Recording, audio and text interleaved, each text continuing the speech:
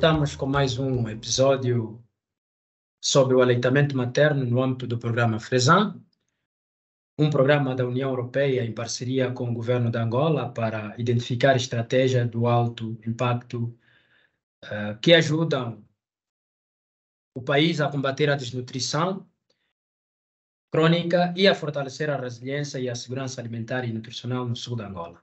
Nos podcasts anteriores, conversamos sobre a desnutrição crônica, falamos sobre a segurança alimentar e os benefícios do aleitamento materno na prevenção da desnutrição e na saúde da criança. Porém, sabemos que há muitos fatores culturais, tradicionais, por vezes derivados de uma informação insuficiente que dificultam bastante a adesão das mães e das famílias às recomendações médicas para melhorar o aleitamento materno e obter os máximos benefícios.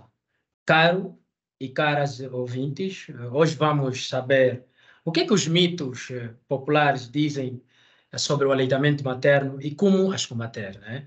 E para isso vamos conversar agora com a doutora Maria Silvina João Chissing, que ela que é pediatra e docente da Universidade Mandou Meyande Mofaio, da UILA, através da sua experiência com mães e crianças como pediatra.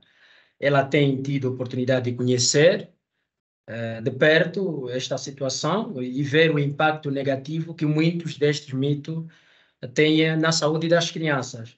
Doutora Maria Silvina, seja bem-vinda. Obrigada. Doutora Silvina, não fala-se muito da situação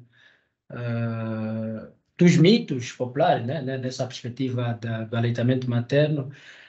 Quais são os mitos populares mais frequentes na sua região que supõem uma barreira para o correto aleitamento materno?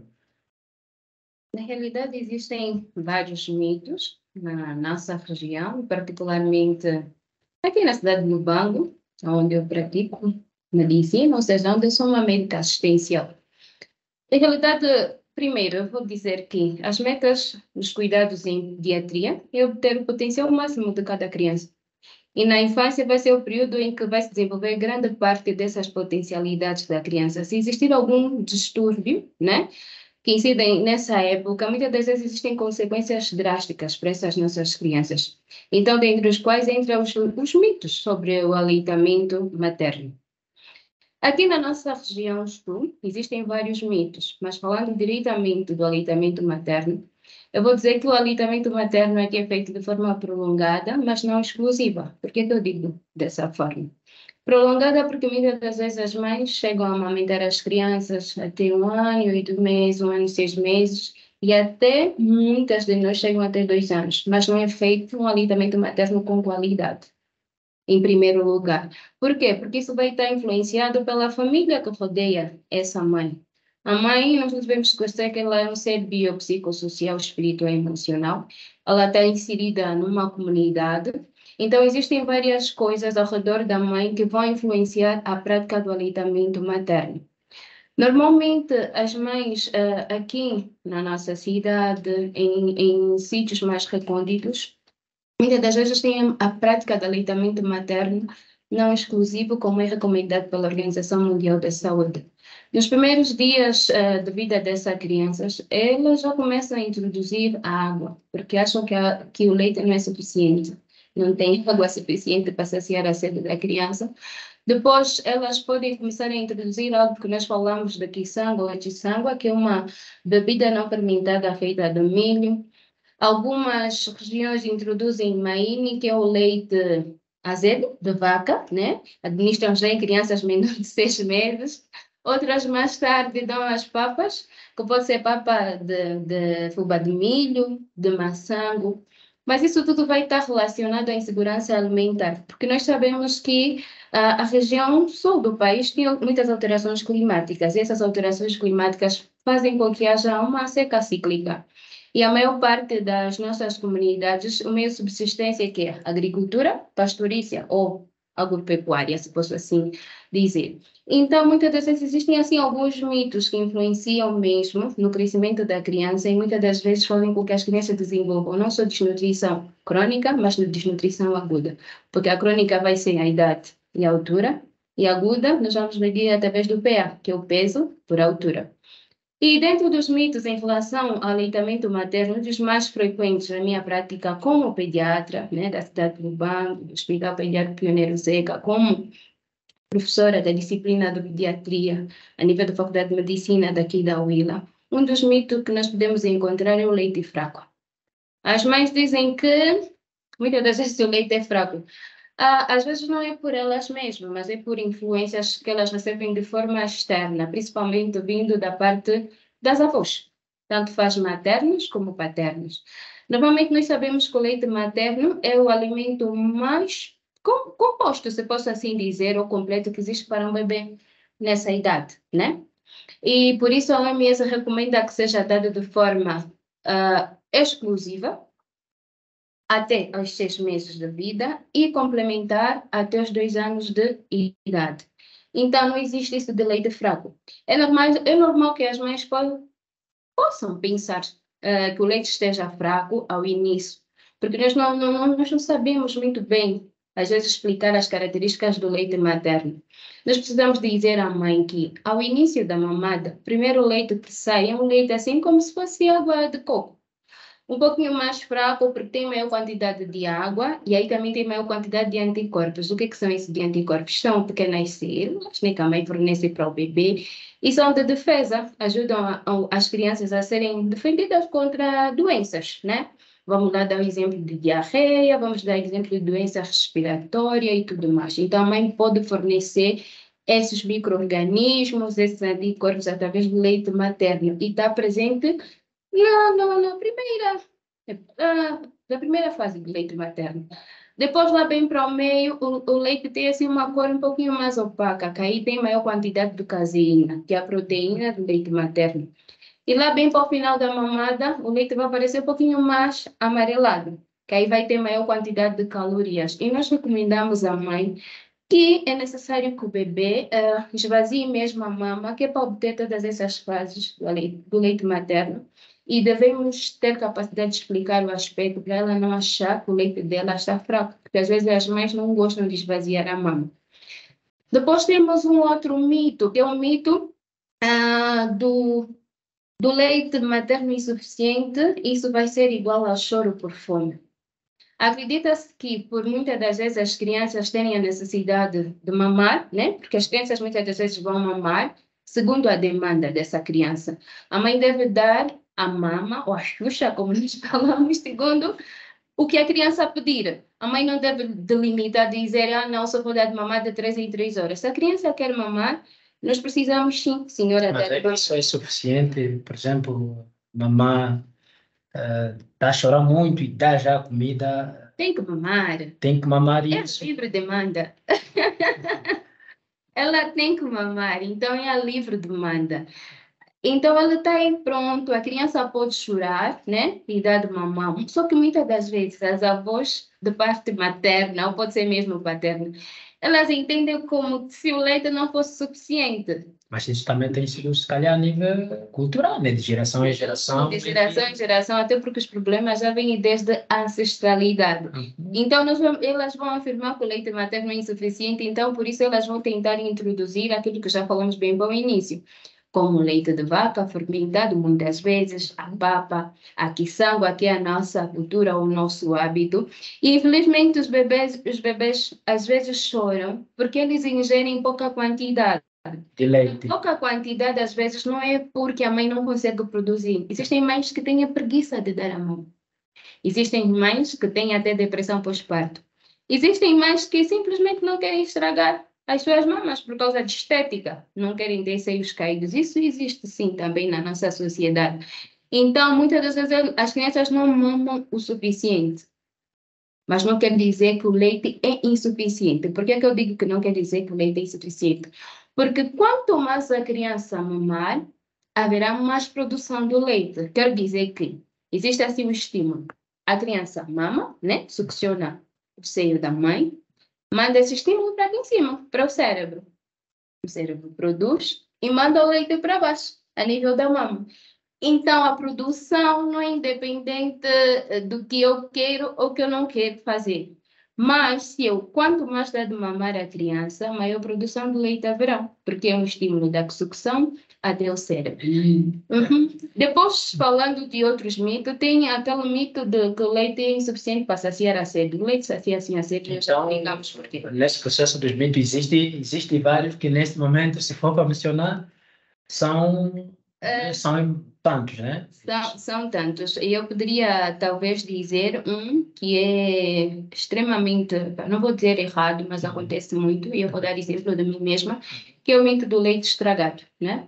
Ok. O leite materno não estraga, e nós temos pela cultura aqui, se você ficar 24 horas sem dar de mamar à tua criança, já não podes voltar a dar de mamar, porque supostamente o leite estragou. Temos ainda um outro, assim, temos esse mito, e falando nesse mito, que é o mito do desmame precoce, suspensão do leite materno pelo trabalho da mãe, né, que é fora do lar, né, que vai ser igual ao leite estragado. Na realidade, isso é uma coisa que aconteceu comigo. Eu posso dar o exemplo que eu precisava fazer uma viagem para Luanda, tinha uma filha de 1 ano e 2 meses de idade.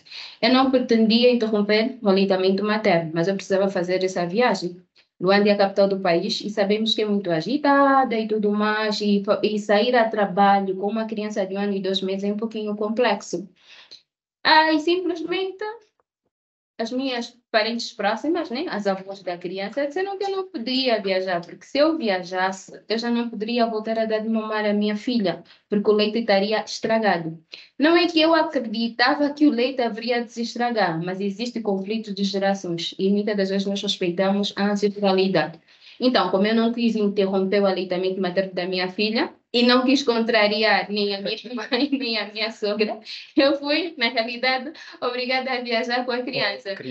Não sei se ela lembra, mas foi uma situação um pouquinho constrangedora, mas nós, na realidade, respeitamos, mas nós sabemos quão bom é o aleitamento materno. Então, eu fiz o seguinte: não chateei a mãe, não chateei a sogra, eu levei a minha filha comigo para continuar o aleitamento materno e problema resolvido. E temos ainda outro mito que é muito frequente, é o que nós chamamos de bimbi, se posso assim dizer. O bimbi é uma questão muito frequente a nível da nossa sociedade, principalmente aqui a nível da região sul, a nível da Huila. Por quê? Porque nós demos conta, muitas das vezes, os pacientes que chegavam até nós com desnutrição aguda severa, que precisavam, na realidade, internar na unidade especial de nutrição, uma das causas era essa prática, né? Muitas das vezes, BIMB dizem que é uma... Vou falar em termos básicos, por ser para as mães, né? Uma borbulha a nível da região genital, e que muitas das vezes é necessário irmos para um terapeuta tradicional. Mas a gente chama isso de apoio, não sei se é o mesmo. Acredito que pode ser o mesmo, mas aqui o mais frequente nome é Mbimbe.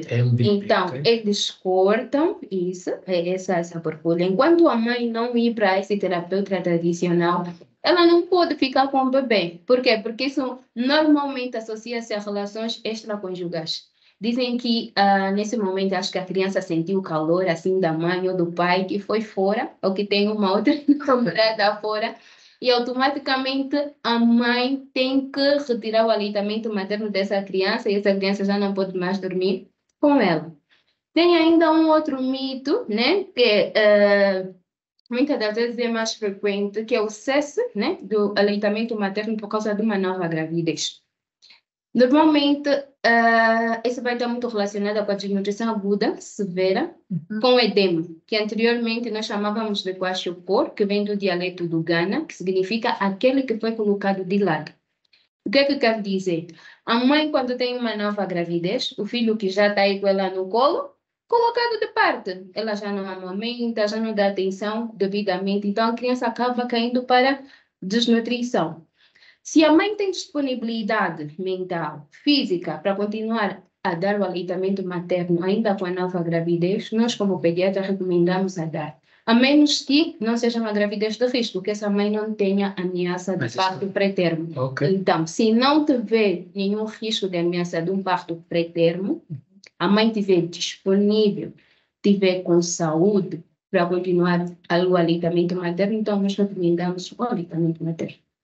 Ok, então, o que vê então na região sul ainda é uma prática que tem a ver muito com a cultura e o próprio tradicionalismo.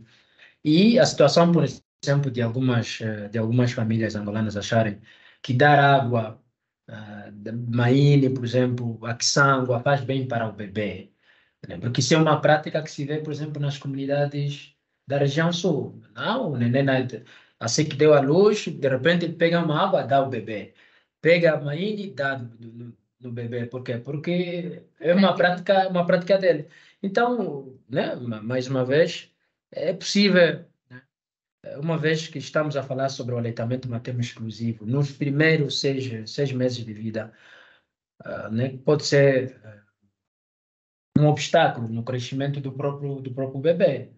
E como podemos combater esses mitos diante dessas famílias, dessas mamás, a nível, né, não só da região sul, mas se calhar a nível do país, né, a nível da Angola? Existem várias formas de combater. Na realidade, a informação é a chave de todas essas coisas. Porque eu digo a informação. Nós necessariamente ter educação para a saúde. Eu havia dito no início que as metas dos cuidados de pediatria é obter o potencial máximo de cada criança. Quando nós falamos disso, nós estamos a falar acerca do crescimento e desenvolvimento adequado da criança. Não só físico, mas também psíquico, ou seja, desenvolvimento psicomotor. Então, com a educação da saúde, nós conseguimos combater esses mitos. De que forma? Normalmente, nós devemos potencializar os cuidados primários de saúde. Por quê? Porque o profissional de saúde é que vai atender essa mãe enquanto ela for gestante. Se nós estamos a falar das janelas dos 1000 dias, né? É desde a gravidez dessa mãe. Então, se nós começamos já a ter consultas pré-natais de qualidade, nas consultas nos dar as informações necessárias, né, às mães. Se nós formos para as comunidades dar palestras, falamos acerca do aleitamento materno a nível de programas radiofônicos. Se nós sairmos à rua, distribuir flyers informativos, nós conseguimos, na realidade, dar conhecimento a essas pessoas. Porque se eu não conhecer, eu não tenho como saber.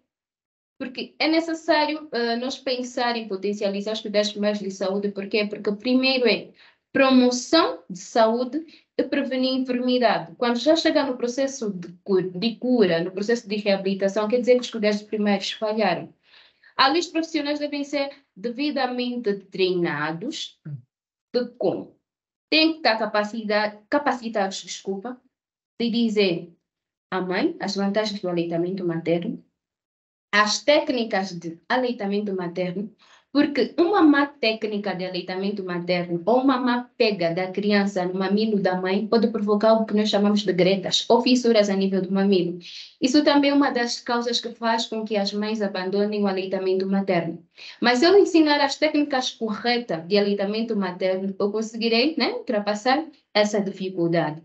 Se eu ensinar às mães o aspecto do leite materno, eu conseguirei passar essa dificuldade, principalmente em relação ao mito do leite fraco. Em relação aos outros mitos, nós devemos criar uma rede de apoio para essa mulher. É necessário, porque essa mulher não é sozinha. Ela está inserida dentro de uma comunidade. É necessário nós termos um diálogo, ajudar ela de forma empática, ou seja, nós devemos ter empatia. Muitas das vezes, quando nós vamos transmitir as nossas opiniões, nós vamos transmitir com julgamento. E acredito que nenhum de nós gosta de ser julgado por ninguém. Outra possibilidade que poderia ajudar também é zelar pela existência dos bancos de leite a nível de todas as maternidades, né? Do nosso país, né? Todos os hospitais maternos e infantis do nosso país deviam ter bancos de leite. E esse banco de leite é o que é? O que é mesmo? O que é o banco de leite? Vamos lá, é o sítio onde deposita-se leite. Outras mães que sejam lactantes, né? Elas vão lá doar o seu leite. Okay. Mas antes de ser dado a outras bebês, demais se calhar, ou seja, bebês órfãos, se calhar a mãe faleceu no parto, a mãe faleceu depois de 1 mês. Antes de fornecerem a esses bebês recém-nascidos ou latentes, o leite é testado. Além de ser testado, também é conservado em temperaturas adequadas. Então, esse banco de leite ajudaria muitas das vezes a continuidade do aleitamento materno exclusivo para esses bebês que são órfãos, em vez de nós introduzir a quiçanga, uma tete ou uma INE.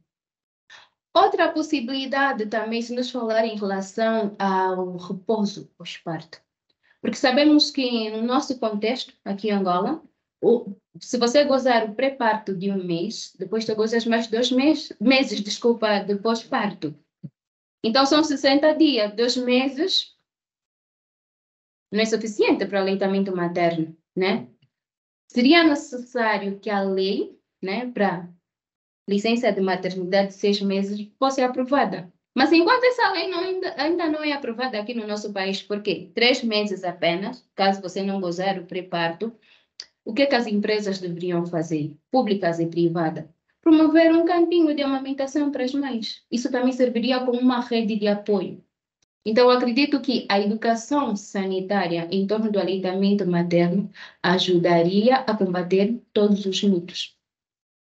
Ok, então nós ouvimos, né, sobre os mitos e acredito que a doutora Silvina nos disse muita coisa sobre a realidade que acontece nas nossas comunidades, que é preciso fechar ou tirar esse tabu e continuar a sensibilizar as próprias nossas comunidades.